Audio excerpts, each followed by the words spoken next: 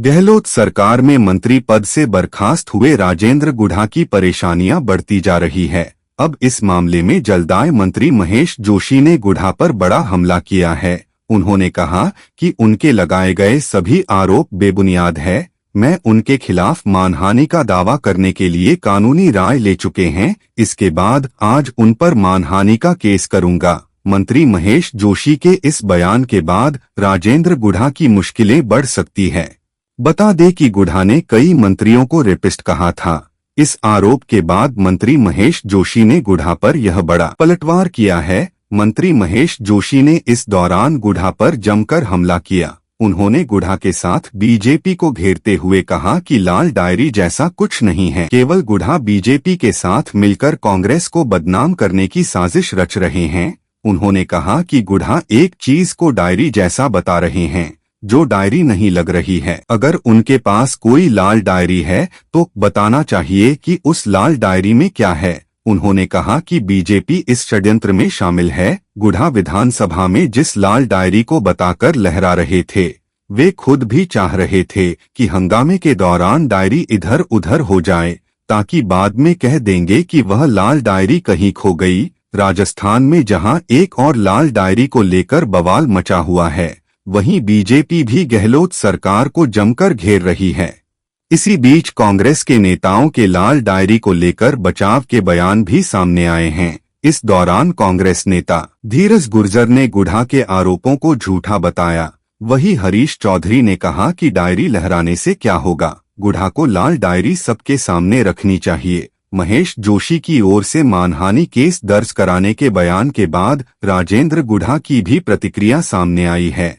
इसमें उन्होंने कहा कि मैं महेश जोशी का सम्मान करता हूं, लेकिन मैं अभी भी अपने बयान पर कायम हूं। जोशी अगर मेरे खिलाफ मानहानि का मुकदमा दर्ज करवाना चाहते हैं तो अच्छी बात है, लेकिन उन्हें अपना नार्को टेस्ट भी करवाना चाहिए। अगर वे इसमें निर्दोष साबित होते हैं तो मैं हमेशा के लिए राजनीति से संन्यास ले लूंगा। बता दें कि गुढ़ा ने महेश जोशी को लेकर कहा था कि एक व्यक्ति ने सोशल मीडिया पर लाइव वीडियो में महेश जोशी का नाम लेते हुए कहा कि उन्होंने मुझे परेशान कर दिया है, इसलिए मैं आत्महत्या कर रहा हूं। अगर जोशी की जगह में होता तो अब तक मुझे जेल में डाल देते। महेश जोशी ने इसी बयान के बाद गुढ़ा पर मानहानि केस करने की बात कही है। इधर भाजपा इस मुद्दे पर समर्थन कर रही है। इस पर गुढ़ा ने कहा कि वो विपक्ष के लोग हैं, वो उनका धर्म है, वो अपना काम करेंगे। कोई भी कमजोर जगह दिखेगी तो चोट करेंगे ही। इन्होंने लूज बॉल क्यों फेंकी?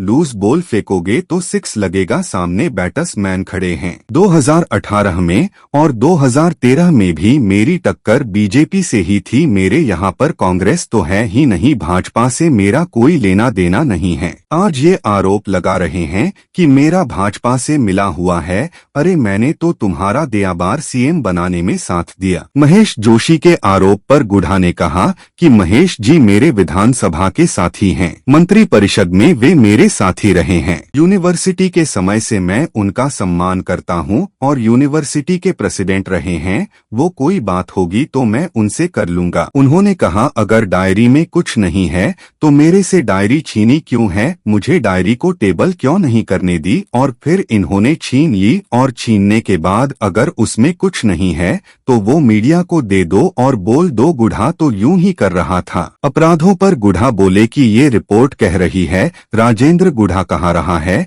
क्या जांच एजेंसियों की सारी रिपोर्टें कह रही है कि हिंदुस्तान में महिला दुष्कर्मों में नंबर 1 पर आ गए हैं? राजेंद्र गुढ़ा हर कुर्बानी के लिए तैयार है और इसकी कीमत चुकानी पड़ेगी। कांग्रेस सरकार को बहुत बड़ी कीमत चुकानी पड़ेगी। कांग्रेस को मेरे इस्तीफा मांग लेते मैं राजी राजी दे देता। मुझे बर्खास्त कैसे कर दिया? डायरी कैसे छीन ली? विधानसभा से दूध में से मक्खी निकालकर फेंक देते हैं, ऐसे फेंक दिया। हमने 2-2 बार इनकी सरकार बनाई है, 2-2 बार मुख्यमंत्री बनाया है, 6-6 बार इनके कहने से राज्यसभा के मेंबर बनाए हैं। इनका संकट मोचक रहा हूँ।